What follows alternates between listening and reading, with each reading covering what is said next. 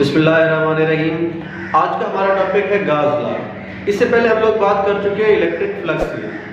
तो गाज लॉ के लिए हम लोगों ने एक सरफेस को कंसीडर कर रखा है और इस सरफेस पर आर्बिट्रेरीली हम लोगों ने चार्ज को डिस्ट्रीब्यूट कर दिया है।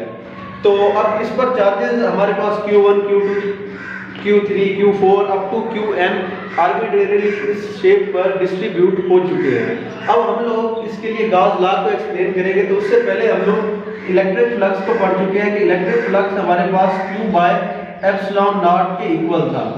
अब अगर हम लोग इस शेप के लिए इलेक्ट्रिक फ्लक्स को सबअप करना चाहें तो इलेक्ट्रिक फ्लक्स जो है इस शेप के लिए, तो इस पर Q है तो यहाँ पर Q1, Q2 up to Qn है।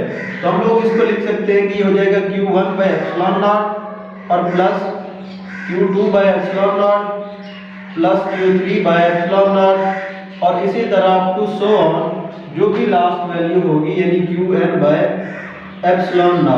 तो ये इस सरफेस का ओवरऑल हमारे पास इलेक्ट्रिक फ्लक्स आ जाएगा। अब अगर हम लोग इस इक्वेशन पर गौर करें तो हमें पता चलेगा कि इसमें ε0 कॉमन आ रहा है।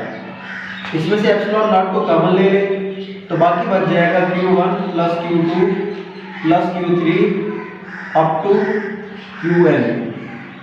अब ये असल में क्या है, ये वो सारा चार्ज है जो इस सरफेस पर आर्बिट्रेरीली डिस्ट्रीब्यूट कर दिया गया है। तो हम कह सकते हैं कि ये इस सरफेस का टोटल चार्ज है 1/ε0 इनटू इस टोटल चार्ज को हम लोग कैपिटल Q से डिनोट कर देते हैं।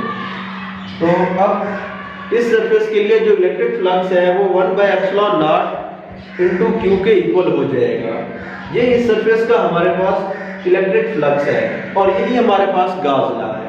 गाज लॉ के मुताबिक इलेक्ट्रिक फ्लक्स किसी भी सरफेस का 1/ε0 टाइम्स होता है उसके टोटल चार्ज के।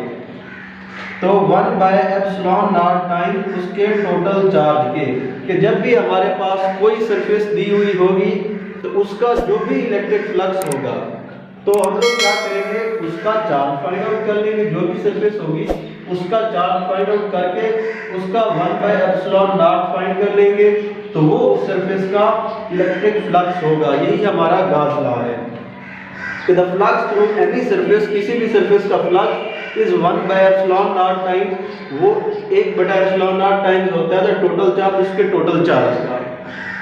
बहुत शुक्रिया, अल्लाह हाफ़िज़।